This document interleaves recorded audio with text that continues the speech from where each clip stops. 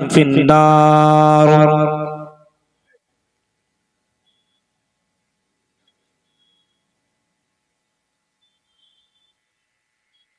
औज़ु बिल्लाहि मिनश शैतानिर रजीम।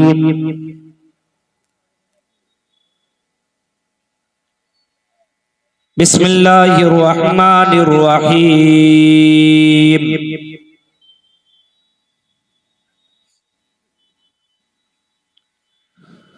क़ुल इन्नल मौतल्लज़ी तफ़िरून मिन्हु फ़इन्नहु मुलाक़ीकुम सुम्मा तुरद्दून इला आलिमिल ग़ैबि वश्शहादा फ़युनब्बिउकुम बिमा कुन्तुम तअमलून।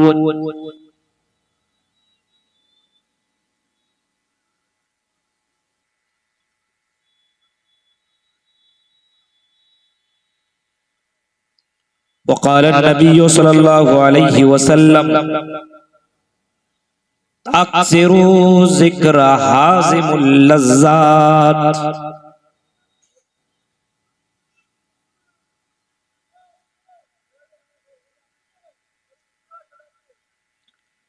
रब्बि इश्रह ली सदरी वयस्सिर ली अमरी वहलुल उक़दतम मिन लिसानी यफ़क़हू क़ौली। अल्लाहुम्मा रब्बि ज़िदनी इल्मा। आमीन।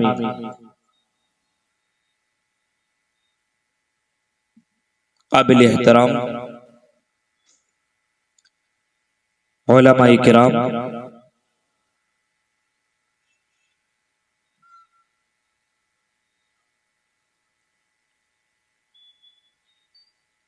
इस प्रोग्राम में तशरीफ फरमा आसपास से मौजूद सामीन हजरात, इस्लामी बुजुर्गों, नौजवान दोस्तों, प्यारे बच्चों और पर्दा नशीन मेरी माँ और बहनों,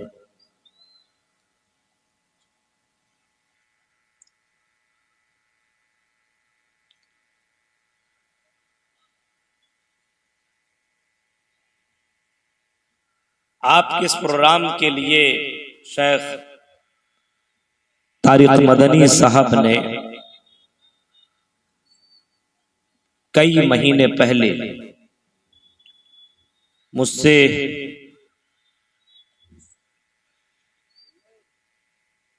ये प्रोग्राम लिया और इस प्रोग्राम को अटेंड करने के लिए मुझे काफी ज्यादा परेशानी का भी सामना करना पड़ा। आपकी मोहब्बत में इस उम्मीद के साथ पहुंचा हूं कि शायद कि उतर जाए तेरे दिल में मेरी बात।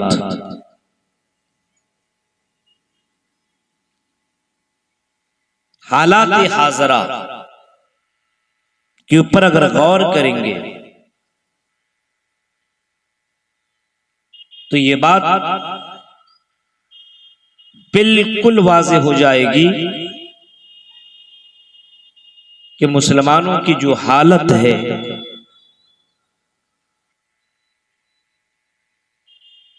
और मुसलमानों का जो वक़ार गिर चुका है, पोजीशन घट चुकी है, इसकी सबसे बड़ी वजह यह है कि मुसलमान दुनियादार बन चुका है। इसको दुनिया के रंगीनियों से बड़ी मोहब्बत है, दुनिया की चमक दमक से बड़ी मोहब्बत है। इनको कुरान और हदीस से कोई मतलब नहीं है। मस्जिद, मदरसा, कब्रिस्तान, इन चीजों के बारे में सिर्फ जहन में ये बन गया है कि हम चंदा देंगे और हम आराम से बेड़ा पार कर लेंगे।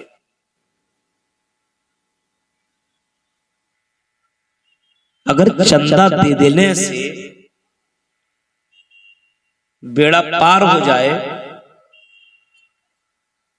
तो कोई अमीर आदमी जहन्नम में जाएगा ही नहीं।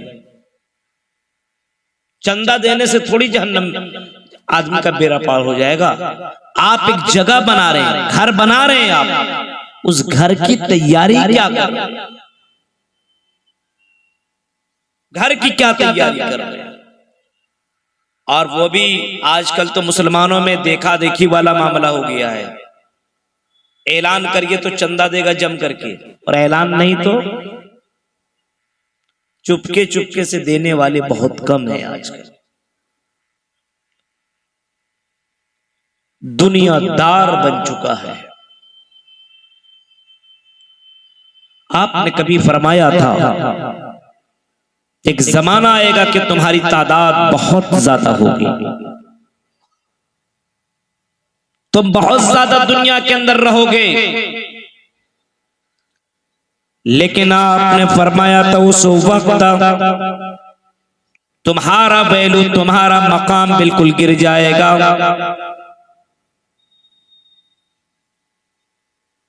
सहाबा ने पूछा अल्लाह के नबी, जब हमारी तादाद उतनी ज्यादा होगी तो फिर हमारा मकाम क्यों गिर जाएगा?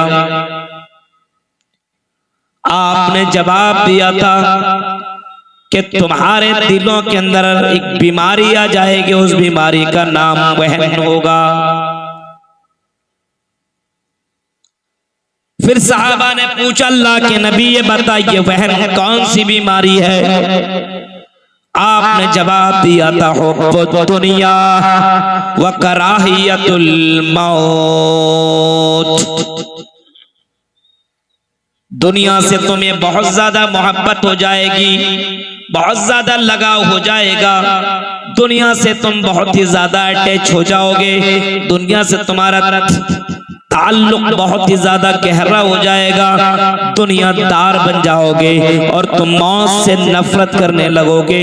उस वक्त तुम्हारी हालत बहुत ही ज्यादा खराब होगी।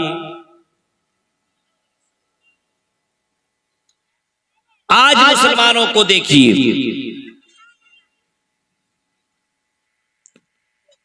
कितना दुनियादार बन चुका है और दुनिया के लिए कितनी मेहनतें और कितनी कोशिशें कर रहा है। सुबह से लेकर के शाम तक दुनिया दुनिया, सिर्फ ऐसी दुनिया के लिए पागल और दीवाना है। अपनी आखिरत के लिए, अपनी कब्र के लिए कोई तैयारी नहीं है। आपने इस इलाके में जलसा इतना बड़ा तैयार किया, 12 बजे तक लोग दिखने के लिए तैयार नहीं है, लेकिन अगर इसी स्टेज के अंदर अगर किसी फिल्मी दुनिया की हीरोइन को बुला लिया जाता, हाँ नचनिया को बुला लिया जाता, किसी तवायफ को बुला लिया जाता और वो अपनी अंगड़ाइयां और अपनी हसीन और जमील खूबसूरत चेहरे को आप लोगों के सामने पेश करती, तो जवान छोड़ो बड़े बड़े उम्र दराज के लोग भी खड़े होकर के देखते, पूरी रात गुजार देते। ये कौम दुनियादार बन चुकी है।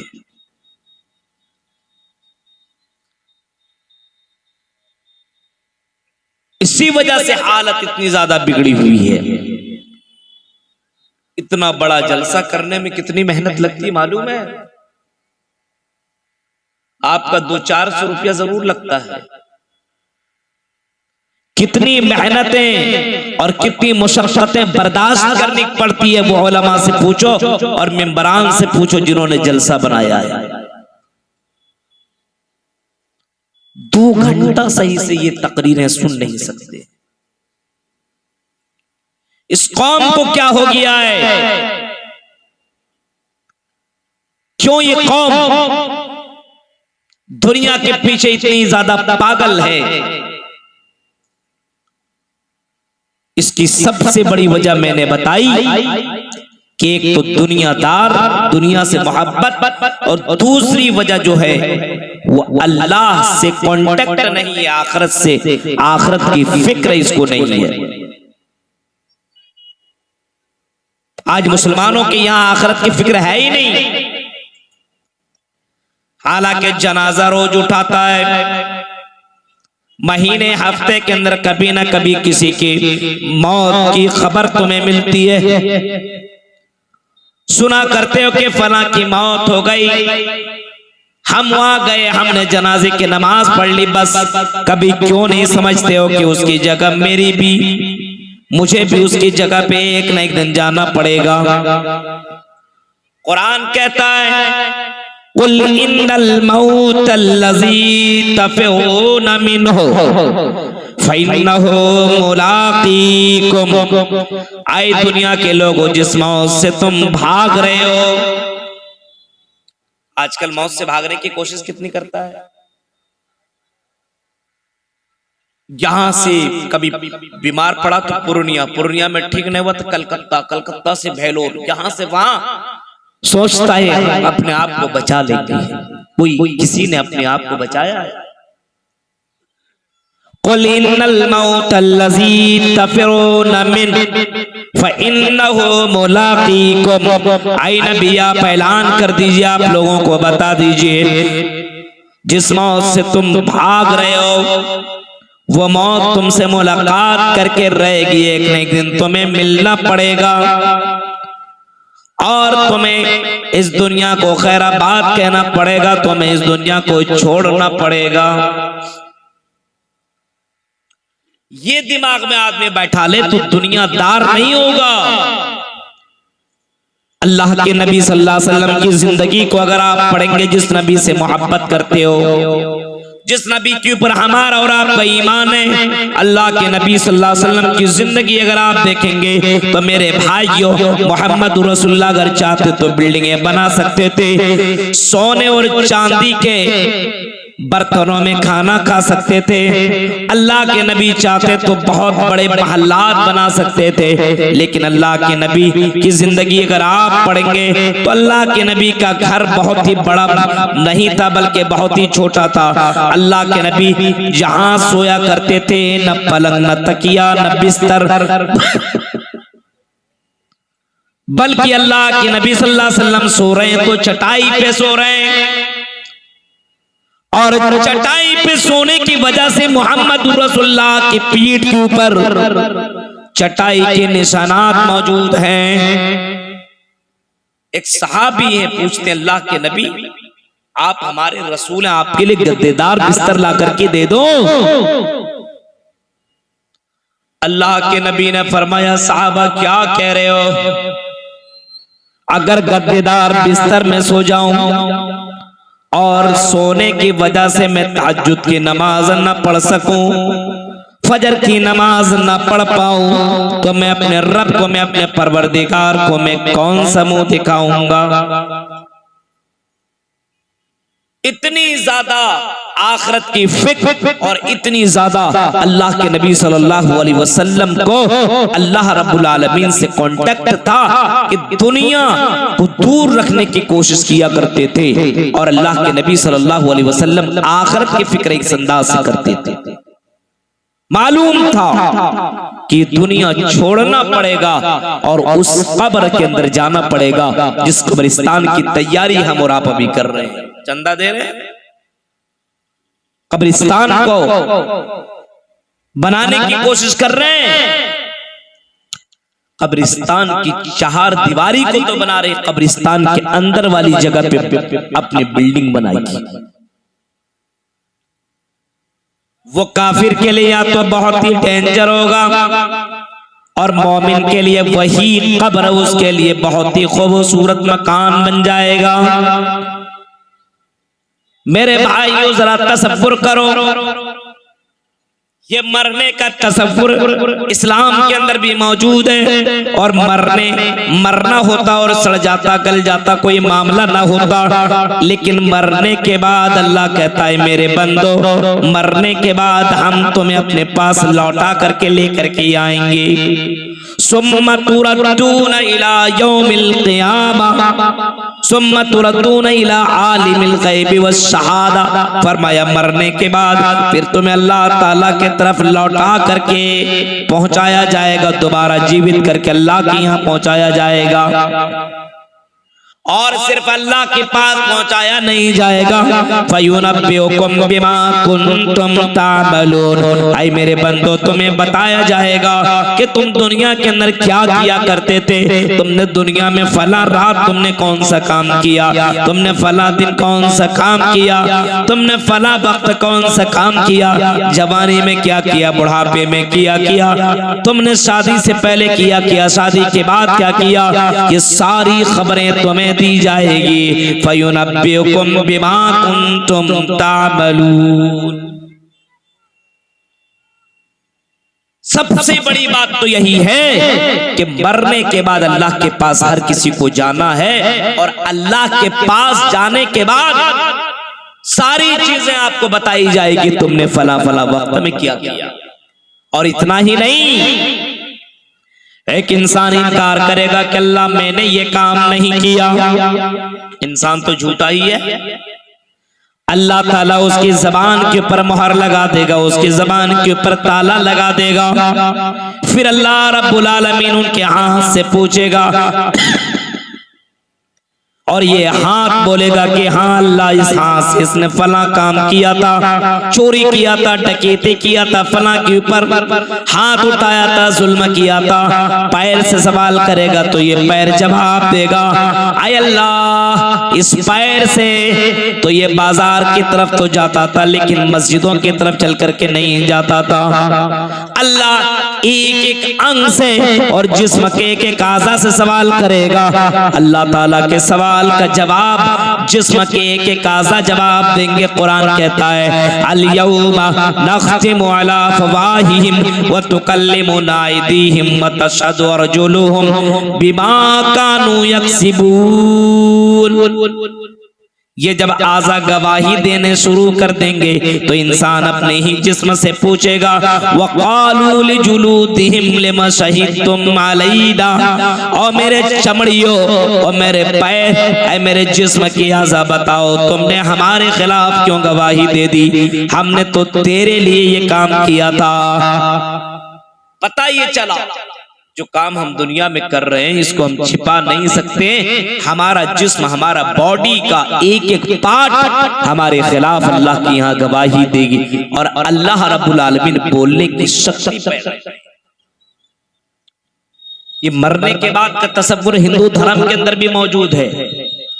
वो अलग सी बात है कि उसके यहाँ मरने के बाद कुत्ता, बिल्ली, चूहा, चुंदर सब कुछ बनाया जाएगा। जैसा इंसान होगा दुनिया में जैसा करेगा वैसा उसको बना दिया जाएगा। मृत्यु पश्चात जन्मम भवति, मरने के बाद तुम्हें दूसरा जन्म होगा। और उसके दूसरी किताबों के अंदर लिखा है, न तृतीय न चतुर्थ न पंचम न षष्ठम, दूसरा तीसरा चौथा नहीं होगा, एक ही जन्म उसकी यहाँ बास किताबों में लिखा हुआ है। और बाज में लिखा है कि कई जन्म होंगे,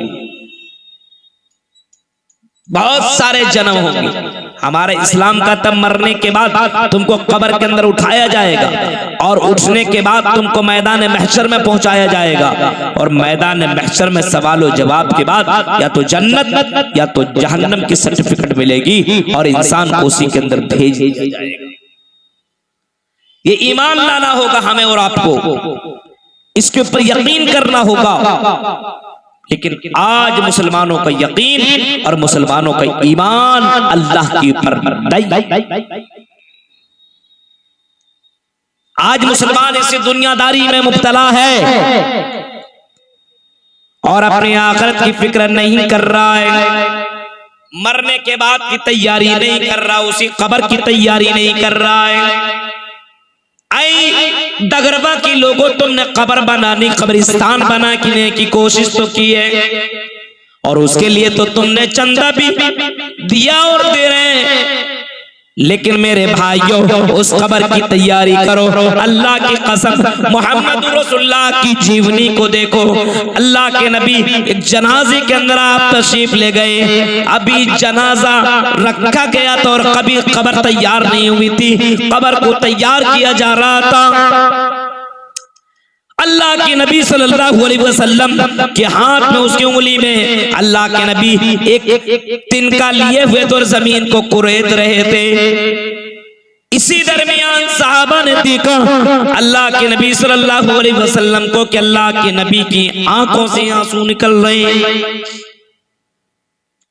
सहाबा ने जब नबी को रोते हुए देखा तो सहाबा भी रोने लगे। नबी अकरम ने पूछा क्यों रो रहे हो? सहाबा कहते अल्लाह के नबी हमने आपको रोते हुए देखा है, इसी वजह से हम रो रहे हैं। अल्लाह के नबी ने जवाब दिया लोगों में रो रहा हूं इस वजह से कि इस कब्र के अंदर हम सबको जाना है। ओ लोगों आइदू लिमिस्ली हाजा, आई लोगों इस कब्र की तैयारी तुम भी करो, इस कब्र की तैयारी मैं भी करूंगा। आई लोगों आइतू लिमिस्ली हाजा, अपनी कब्र की तैयारी तुम भी करो। आई लोगों इसी जगह हम सबको आना है, इस कब्र की तैयारी जल्दी से कर लो। ये आपने बताया और लोगों को समझाया, और सहाबा कराम ने सिर्फ सुना ही नहीं बल्कि अमल करके दिखाया और कब्र की तैयारी करके दिखाया। आज हमारे यहाँ कब्र की तैयारी है नहीं मौलवी साहब, बंगले की तैयारी है, घर की तैयारी है, मकान की तैयारी है, गाड़ी खरीदने की तैयारी है, लेकिन उस कब्र की तैयारी नहीं है हमारे पास। क्या तैयारी है ये बताओ? यहाँ के लोगों अगर अभी इसी वक्त अल्लाह ताला हमें और आपको मार दे, दिल में हाथ रख कर के बताओ उस कब्र की तैयारी तुमने कौन सी कर रखी है? क्या तैयारी कर रखी है कि उस कब्र के उस अजाब से हम और आप बच जाएंगे? क्या हमारे पास है? कब्र के अजाब से बचने के लिए हमारे पास कौन सा नुस्खा है? नमाज तो है ही नहीं, ईमान तो है ही नहीं, तौहीद तो है ही नहीं। आज मुसलमानों के अंदर शिर्क पैदा हो गया है, आज मुसलमान मुशरिक बन चुका है, मुशरिक। आज मुसलमानों के अंदर तौहीद नहीं है मेरे भाइयों। गैरों पर भरोसा है, 2-4 साल तक बच्चा ना हो, बेटा बेटी ना हो, तो दूसरों के पास जाकर के मांगना शुरू कर देता है। अगर बच्चा बीमार हो तावीज लटकाना शुरू कर देता। क्यों? क्या ये तावीज तुम्हारे बच्चे को शिफा दे सकता है? शिफा देने वाली जात अल्लाह ताला की है मेरे भाइयों। उस अल्लाह के ऊपर तवक्कुल करो, दवाई का इस्तेमाल करो और अल्लाह रब्बुल आलमीन से दुआ करो कि अल्लाह मुझे शिफा दे दे। आज समाज के अंदर शिर्क आ चुका है, शिर्क में डूब गया ये कौम, मुशरिक। आज शिर्क करने की वजह से आज इनके यहाँ हराम खोरी पैदा हो चुकी है, हलाल कमाने का तसव्वुर इसके यहाँ से खत्म। और उसकी वजह क्या है? अल्लाह पर भरोसा नहीं है। अगर अल्लाह पर भरोसा हो और ये यकीन हो जाए कि जिस अल्लाह ने हमें पैदा किया है वो अल्लाह ही हमें खिलाएगा, वही अल्लाह हमें पिलाएगा। जो अल्लाह 18,000 मखलूकात को खिला सकता पिला सकता है, तो हमें क्यों नहीं खिला सकता और पिला सकता है? जो अल्लाह एक मछली, जिसके जो मछली 1000 किलो से ज्यादा गोश्त खा जाया करती है, वो अल्लाह जब रोजाना एक मछली को 1000 किलो से ज्यादा गोश्त खिला सकता है, तो हमें क्यों नहीं खिला सकता है? जब ये अकीदा पैदा हो जाएगा, जब ये ईमान पैदा हो जाएगा, तो आदमी गैरों के पर भरोसा नहीं करेगा, अल्लाह की जात पर तौहीद पैदा कीजिए, अकीदा मजबूत कीजिए, तब कब्र के अंदर आपको काम आने वाला है। मुशरिक कब्र के अंदर बच नहीं सकता। सवाल होगा मर रब्बुका, तुम्हारा रब कौन है? किसको बताओगे? अल्लाह। जब अल्लाह को बताओगे तो अल्लाह पर तो ईमान है ही नहीं, तो अल्लाह को कहां से बताओगे? ईमान है अल्लाह पर? नहीं है ईमान। आज देखिए मुसलमानों को, मेरे भाई को, अल्लाह पर भरोसा इतना होना चाहिए कि अल्लाह हमें सुला रहा है तो हमें कल खिलाएगा भी। चरिंदों और परिंदों को देखिए किसी भाई ने 1000 रुपया दादी के नाम पर दिया है और कहते हैं दुआ कर दीजिए। हम उनके लिए दुआ करते हैं कि अल्लाह ताला उनको, जिंदा है कि मुर्दा भाई? हाँ, तो कहा कीजिए अल्लाह शिफाए, अल्लाह ताला उनको सेहत और तंदुरुस्ती से नवाजे। आजकल मुसलमानों के अंदर क्या जानते हैं सबसे बड़ी गड़बड़ी? दुआ करवाना जानता, दुआ करना नहीं जानता है। दुआ करवाना जानता है। अल्लाह के नबी ने दुआ करने का हुक्म दिया है। हम लगातार असल में 10 रातों से प्रोग्राम कर रहे हैं और जिसकी वजह से मेरी तबीयत भी बिगड़ी हुई है। मैं दवाई खा करके आया हूं यहाँ पे। आज मुसलमान दुआ नहीं करता बल्कि दुआ करवाता है। अगर किसी ने अल्लाह की राह में दिया और अगर दुआ भी ना हुई तब भी वो एक्सेप्ट माना जाएगा, तब भी कबूल कर लिया जाएगा। अगर आदमी दे रहा है जिस नीयत से, अल्लाह ताला उसी नीयत पे अल्लाह ताला एक्सेप्ट करता और कबूल कर लेता है। लेकिन आज मुसलमानों के यहाँ मामला गड़बड़ है। मुसलमानों का मामला बड़ा ही गड़बड़ है मेरे भाइयों। खुद दुआ अपने लिए नहीं करता है, अपने माँ बाप के लिए नहीं करता, बल्कि दूसरों से करवाने की कोशिशें कर रहा है। दुआ खुद करने की कोशिश कीजिए। खुद कहां से करेंगे? मौलवी साहब हम तो नमाज ही नहीं पढ़ते, तो हमारी दुआ अल्लाह ताला कैसे सुनेगा? अल्लाह ताला दुआ हमारी नहीं सुनेगा। अरे शैतान की सुन लिया तो हमारी नहीं सुनेगा? शैतान की दुआ नहीं सुना अल्लाह ने। शैतान को जब निकाला, यहां से तू यहां नहीं रह सकता जन्नत में, फखरुज फइन्नका रजीम, निकल यहां से, बड़ा ये शैतान है तू। उस वक्त अल्लाह ताला से उसने कहा था कि अल्लाह मेरी ये ख्वाहिशें हैं, मेरी ये फरियाद है, ये दुआ है आपसे कि हमारी इन बातों को मान लिया जाए। तो अल्लाह ताला ने उसकी दुआ को सुन लिया, उसकी बात को सुन लिया, उसकी फरमाइश को सुन लिया, मान लिया। जब अल्लाह एक शैतान की बात को मान सकता तो हमारी बात को भी अल्लाह मानेगा। शर्त यह कि बंदा दिल से अल्लाह को पुकारे। तो आज मुसलमान अपनी उस कब्र की तैयारी नहीं कर रहा है। अल्लाह के नबी ने जब सहाबा से कहा तो सहाबा की जिंदगी में दुनिया से ज्यादा आखिरत की फिक्र पैदा हो गई और सहाबा अपनी आखिरत की तैयारी के लिए इस तरीके से तैयारी की। हजरत उमर फारूक की जिंदगी अगर आप पढ़ेंगे तो अल्लाह की कसम, उमर फारूक रात की तारीकी में उठते थे, नमाज पढ़ते थे और इतना ज्यादा रोया करते थे, इतना ज्यादा रोया करते थे कि रोने की वजह से उमर फारूक की आंखों के नीचे गड्ढे पड़ गए। उमर फारूक की आंखों के नीचे गड्ढे पड़ गए। अब सोचिए मेरे भाइयों, कितना रोया करते थे कि गड्ढे पड़ गए।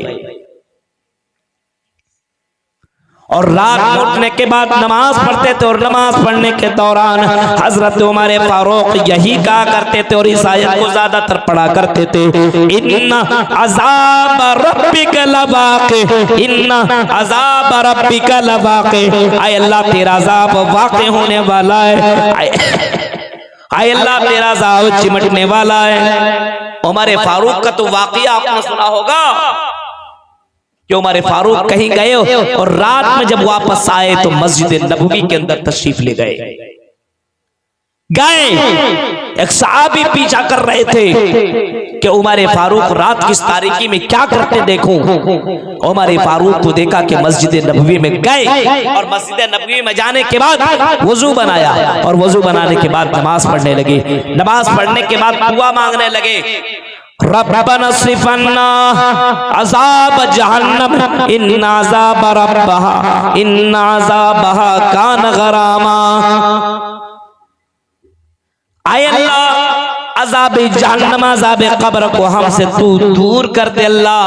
हम इस अज़ाब कब्र को अल्लाह अब बर्दाश्त नहीं कर सकते अल्लाह। इन्ना अज़ाब रब्बहा का इन्ना रब्बना सिफन्ना अज़ाब जहन्नम, अल्लाह अज़ाब जहन्नम को हमसे दूर कर दे। अल्लाह के नबी ने सहाबा को अज़ाब कब्र की तैयारी करने का हुक्म दिया है और अज़ाब जहन्नम से बचने का अल्लाह के नबी ने लोगों को बताया है। अज़ाब जहन्नम से किस तरीके से बचें, अज़ाब कब्र से किस तरीके से बचें, अल्लाह के नबी ने बेशुमार बातें आपने बताई और सहाबा ने किया है। पहला काम तौहीद, तौहीद को मजबूत करना है। कब्र से बचने के लिए दूसरा काम, कब्र से बचने के लिए दूसरा काम बता रहा हूं। कब्र से अगर आपको बचना है अज़ाब कब्र से, तो दूसरा काम हमें और आपको क्या करना है मालूम है? अल्लाह के रसूल सल्लल्लाहु अलैहि वसल्लम की इत्तिबा करनी, रसूल अकरम से मोहब्बत करनी होगी। हम और आप रसूल अकरम से मोहब्बत करते हैं?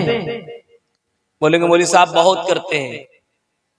मोहब्बत सिर्फ जबान से नहीं कि रग रग में है नबी नबी, और हफ्ते में पढ़ते हैं नमाज कभी कभी, ये नबी से मोहब्बत है।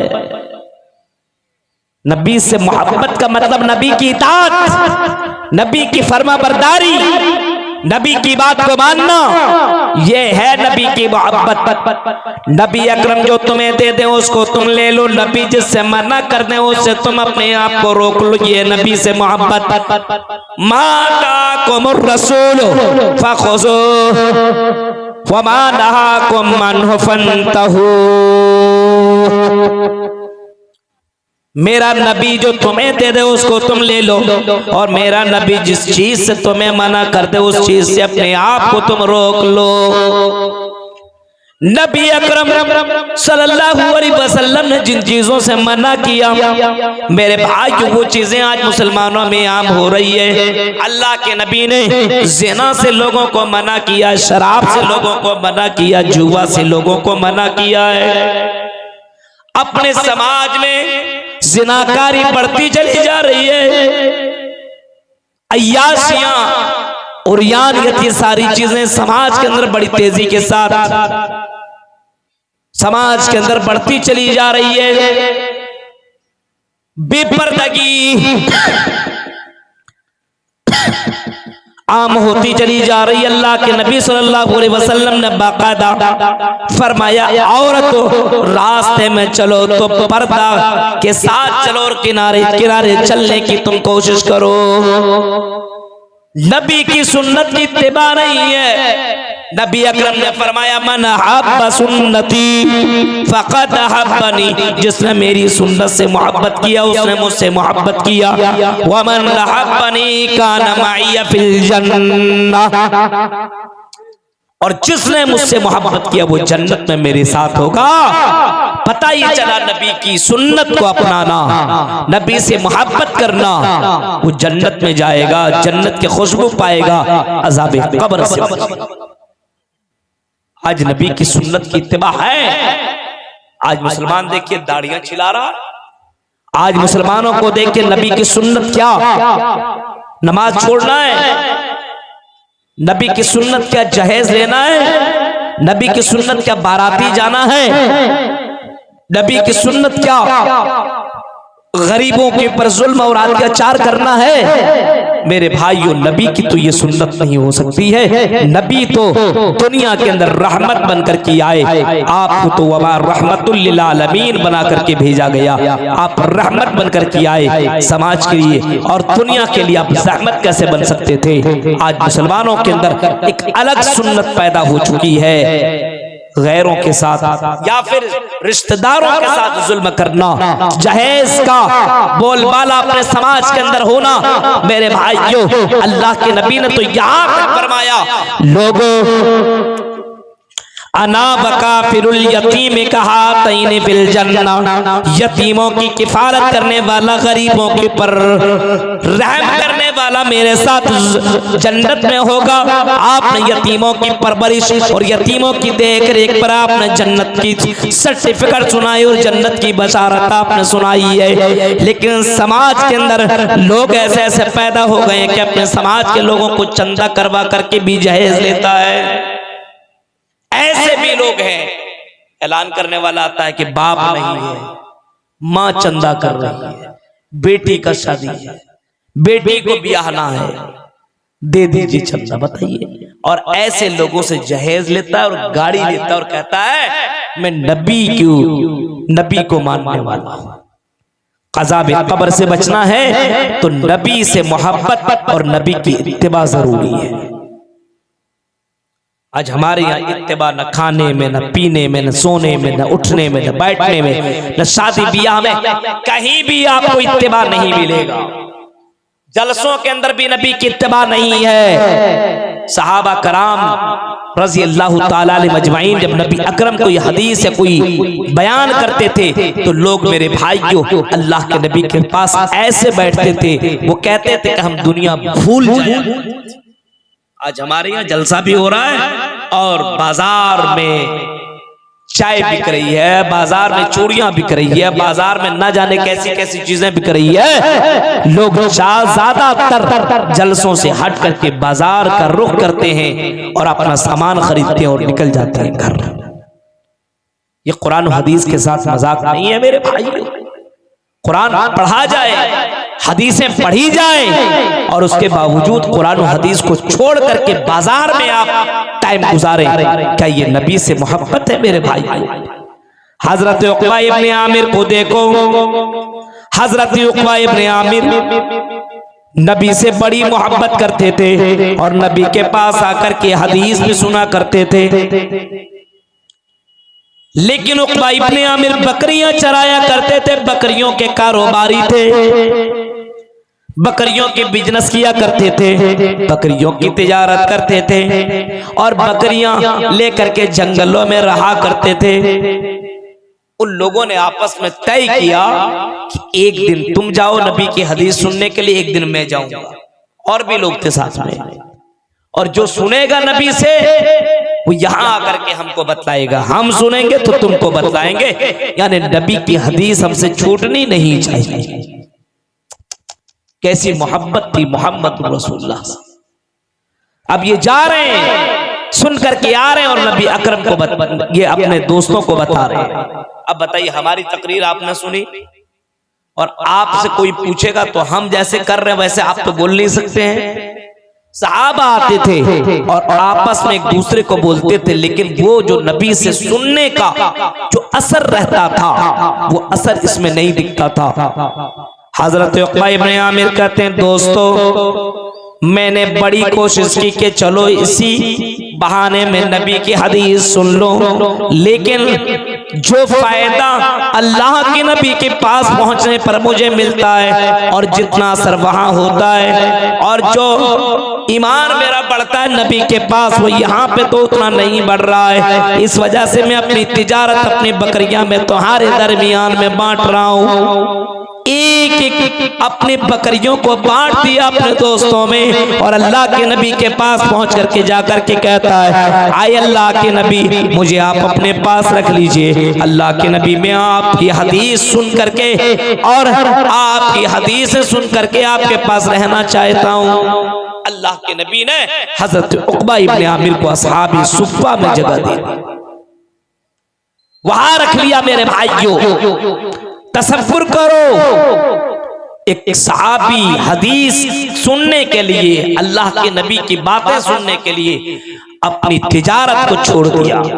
हम और आप को 4 घंटे अपना घर नहीं छोड़ सकते, हम और आप बाजार नहीं छोड़ सकते, हम और आप दुकान नहीं छोड़ सकते। नबी की हदीस और अल्लाह का कुरान सुनने के लिए हम इतना कोई कौम आज तक गिरा नहीं है मेरे भाइयों।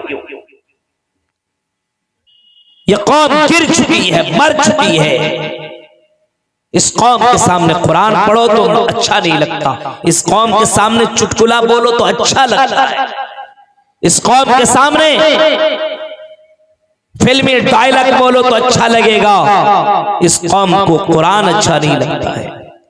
तो अगर अजाब कब्र से, जहन्नम से अपने आप को बचाना है तो नबी से मोहब्बत करो।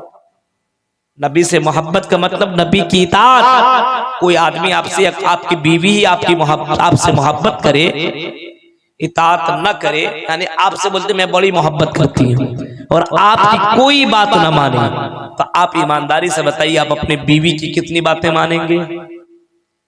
वो बोले मैं आपसे मोहब्बत करती हूँ और आपकी बात ना माने, आप बोल के जाएं कि चलो खाना बना देना, मैं आता हूं आधा घंटे में, और आप गए और आप आए और बीवी आराम से अपने पलंग में सोई हुई है, मोबाइल चला रही है। शौहर आएगा तो क्या करेगा? उसको बख्श देगा? कुछ नहीं बोलेगा। बीवी बोलेगा आई लव यू, मैं तुमसे बड़ी मोहब्बत करती हूँ। ये मोहब्बत का मतलब है इताअत। हम और आप मोहम्मदुर रसूलुल्लाह से मोहब्बत तो करते हैं, ज़बानी दावे हैं, नबी की इताअत नहीं कर रहे मेरे भाई। नबी अकरम सल्लल्लाहु अलैहि वसल्लम आखिरी दौर में, आखिरी वक्त में आप इस दुनिया को छोड़ रहे हैं। उस वक्त अल्लाह के नबी ने जो वसीयत की थी, आपने जो फरमाया था, वो फरमाया यही था, अस्सलाह अस्सलाह अस्सलाह। मेरी कौम के लोगों, आई मेरी उम्मतियों, मेरे चले जाने के बाद तुम नमाज की पाबंदी करना, नमाज जानबूझ करके मत छोड़ना। नबी अकरम ने ये हुक्म दिया है और नबी अकरम ने आखिरी वसीयत की है कि नमाज की पाबंदी करना। आज कितने लोग नमाजी हैं, कितने नमाज पढ़ने वाले हैं? अपने अपने घर का जायजा लीजिए, अपने गांव की मस्जिद का जायजा लीजिए। आज नबी से तो मोहब्बत है लेकिन नबी की इत्तिबा नहीं है। बस रग रग में है मोहब्बत, रग रग में है नबी नबी, और हफ्ते में नमाज पढ़ते, कभी कभी जुमे की नमाज पढ़ लिया और कह दिया कि या नबी, बस हम तुझसे मोहब्बत करते हैं। कैसी मोहब्बत है ये? नबी अकरम से मोहब्बत करने वाला क्या नमाज को भी तर्क कर सकता है? क्या नमाज भी छोड़ सकता है? हाँ, मजबूरी है, कहीं रास्ते में जा रहे हैं, आपको वैसी जगह न मिली, आपको पानी का सुविधा न मिला, तो आपने छोड़ दिया और बाद में उसको पढ़ लिया, एक अलग मसला है। घर में बैठ करके, दुकान में बैठ करके, मकान में बैठ करके नमाज तर्क करने वाला, क्या वो नबी से मोहब्बत करने वाला बन सकता है? हो सकता है। नबी से मोहब्बत जो करेगा वो नमाज की पाबंदी करेगा। गौर करो मेरे भाइयों, क्योंकि अल्लाह के नबी को दुनिया में सबसे ज्यादा जो चीज पसंद थी, अल्लाह के नबी को नमाज थी, नमाज। आपने फरमाया कुर्रतु आइनी फिस्सलाह, मुझे सबसे ज्यादा दुनिया में जो चीज पसंद है वो है नमाज। नमाज में मुझे सुकून मिलता है, नमाज मेरी आंखों के ठंडक है। और सुनो, अल्लाह ताला सबसे पहले बंदों से इसी नमाज के बारे में पूछेगा। अव्वलु मा युहासबु बिल अब्दु यौमल क़ियामति अस्सलाह। अल्लाह ताला बंदों से पूछेगा कयामत के दिन, सबसे पहला सवाल, क्वेश्चन ये होगा, मेरे बंदे, आई मेरी बंदी, दुनिया में तू नमाज पढ़ता था कि नहीं पढ़ता था, जरा ये बता। सबसे पहला सवाल अल्लाह ताला करेगा नमाज के बारे में। अगर नमाज सही तो बेड़ा पार, जन्नत कन्फर्म। नमाज जिसकी सही नहीं है और जो नमाज में कच्चे निकल गए, नमाज नहीं, तो अल्लाह ताला कि यहाँ उस दिन मैदान महशर में उसका मामला बड़ा गड़बड़ और बड़ी मुश्किल से वो जन्नत में जाएगा। बास कहते हैं कि जन्नत नहीं जाएगा, क्यों?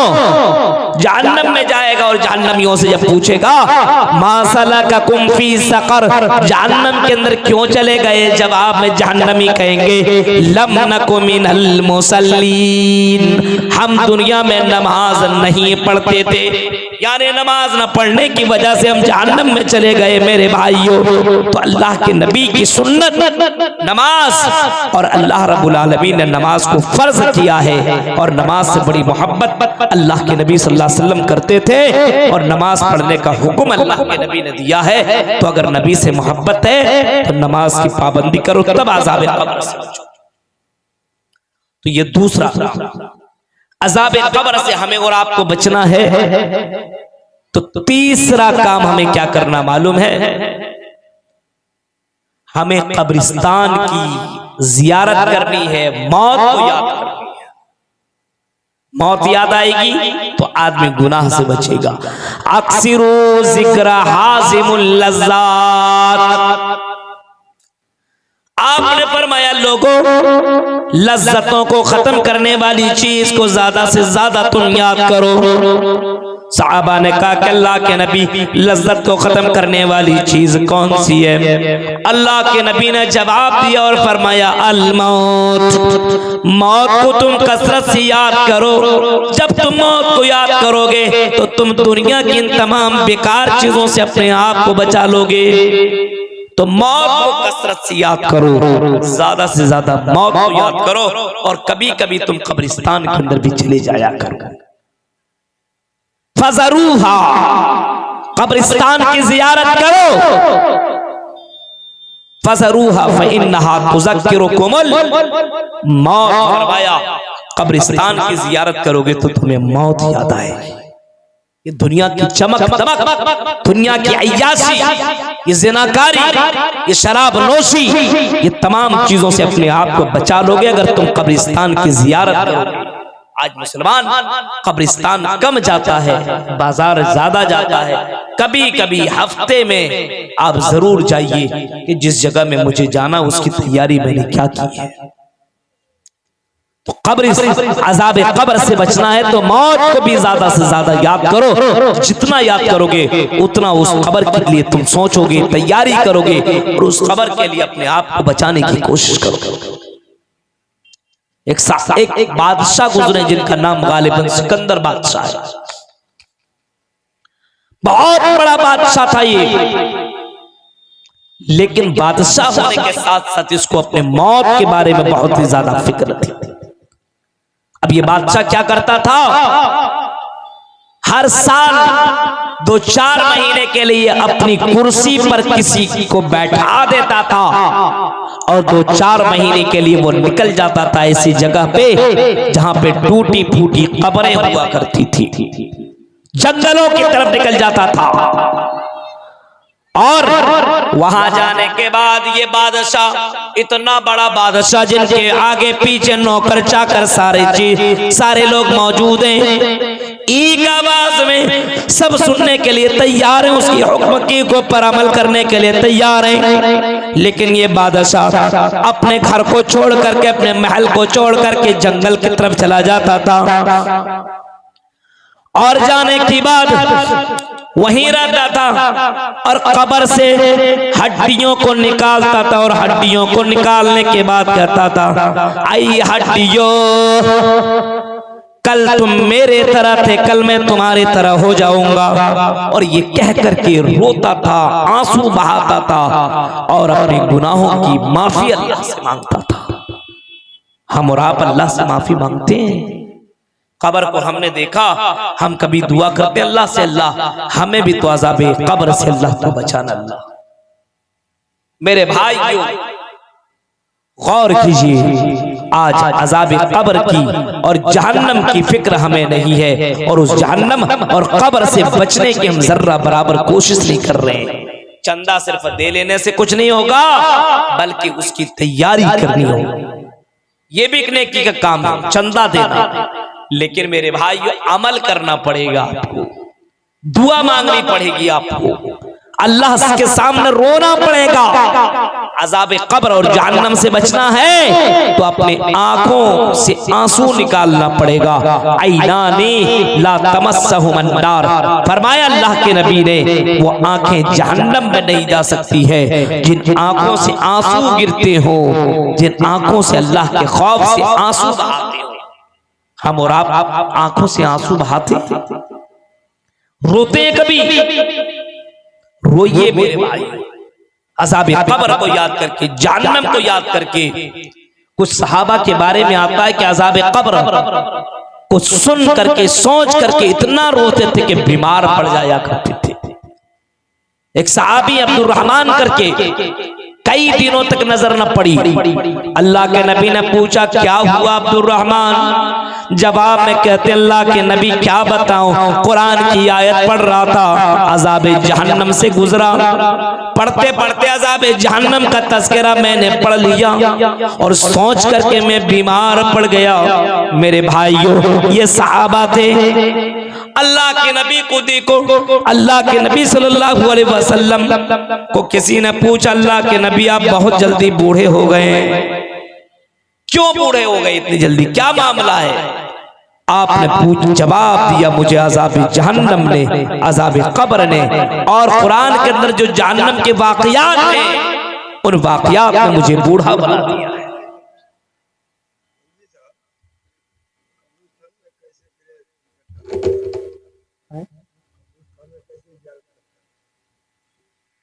बता रहे हैं एक भाई ने कहा कि कब्रिस्तान की जियारत कैसे करें, किस तरह जियारत करें? जियारत का मतलब जानते हैं? कब्रिस्तान के पास जाइए आप, जैसे बाजार जाते हैं कब्रिस्तान गए, अब कब्रिस्तान में गए आप और कब्रिस्तान में जैसे दाखिल होइए पैर रखिए, दुआ आपने बताई अस्सलामु अलैकुम या अहलल कुबूर, आपने पढ़ा, वहां आप गए और आपने कब्रों को देखा। ये मेरा भाई का कब्र है, ये मेरा बाप का कब्र है, ये मेरी माँ की कब्र है, ये मेरे चचा का कब्र है, ये मेरे गांव के उस भाई का कब्र है। जब आप उस कब्र को देखेंगे तो आपको पता चलेगा कि मेरा भी यहाँ कब्र होगा। और जब उस कब्र को याद करेंगे देखेंगे तो आपके अंदर अल्लाह का डर पैदा होगा और उस कब्र की तैयारी के बारे में आप सोचेंगे। इसी के बारे में अल्लाह के नबी ने फरमाया फज़रूहा, तुम उस कब्रिस्तान की तुम ज़ियारत करो।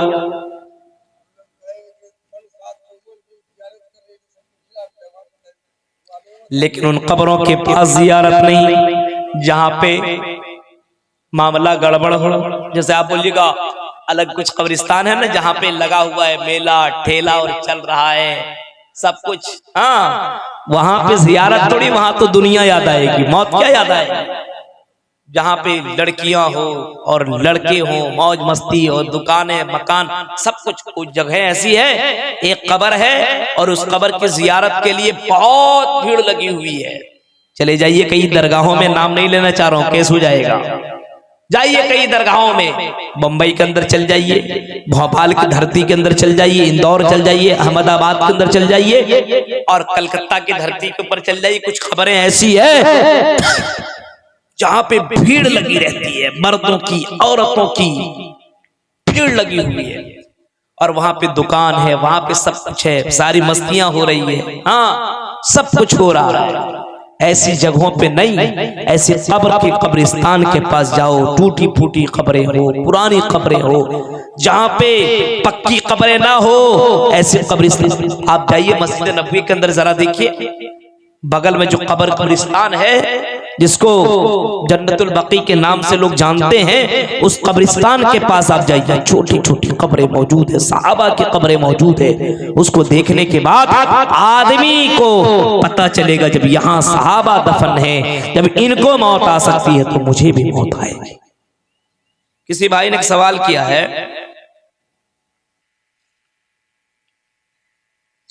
क्या 3 तलाक एक साथ देना जायज है?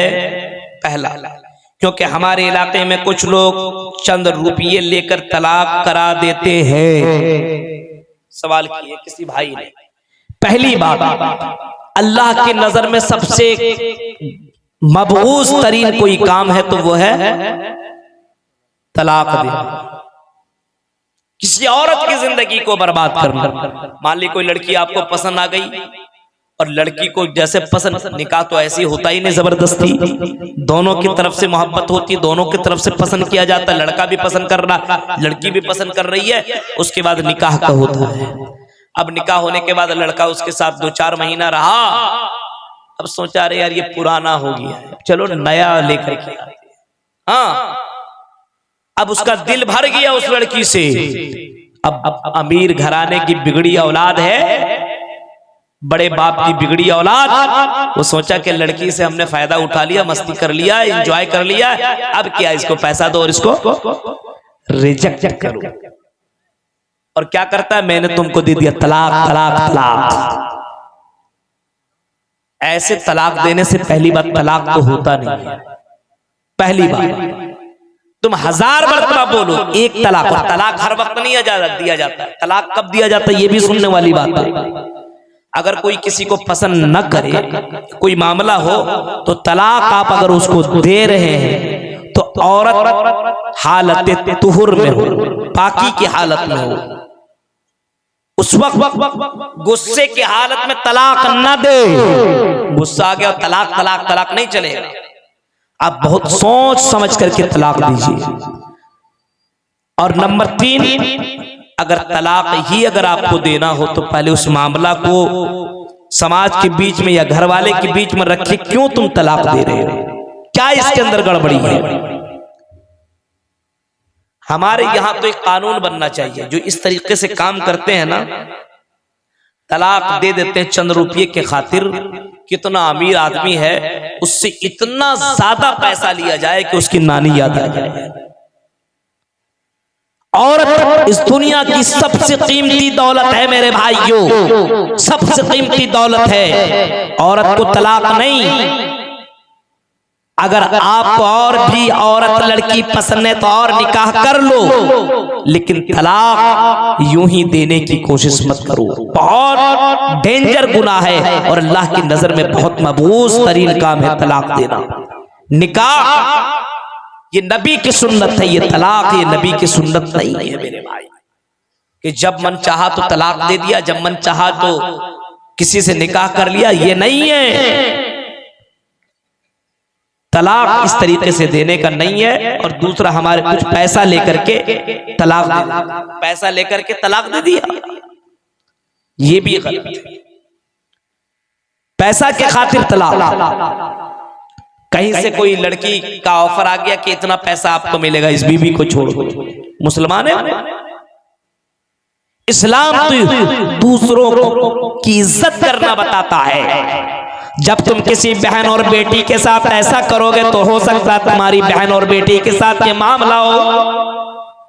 अगर तुम्हारी बेटी और तुम्हारी बहन के साथ ये मामला होगा तो तुम इसको बर्दाश्त कैसे करोगे मेरे भाइयों। इस वजह से अगर इस तरीके से मामला हो तो अपने यहाँ के उलमा से राब्ता करो और इस तलाक को, जो तेजी के साथ मामला बढ़ रहा है, इसको खत्म करने की कोशिश करो। निकाह को आसान बनाओ, तलाक को मुश्किल बनाओ, पैदा करो ऐसी हालत कि आदमी तलाक देने के लिए कई बार सोचे। लड़की, हर घर के अंदर लड़की है, हर आदमी की माँ, बहन, बेटी उससे अटैच है। और कोई अगर औरत की इज्जत नहीं करता है मेरे भाइयों तो समझ लिए वो भड़ुआ इंसान है। औरत माँ की शक्ल में भी होती है, बहन और बेटी की शक्ल में भी होती है, बीवी की भी शक्ल में होती है। इसका ये मतलब नहीं कि जब दिल चाहा तलाक तलाक तलाक दे दिया। मेरे भाइयों, ये नबी की सुन्नत इस तरीके से नहीं है। तलाक देना अल्लाह की नजर में मबूस तरीन काम है।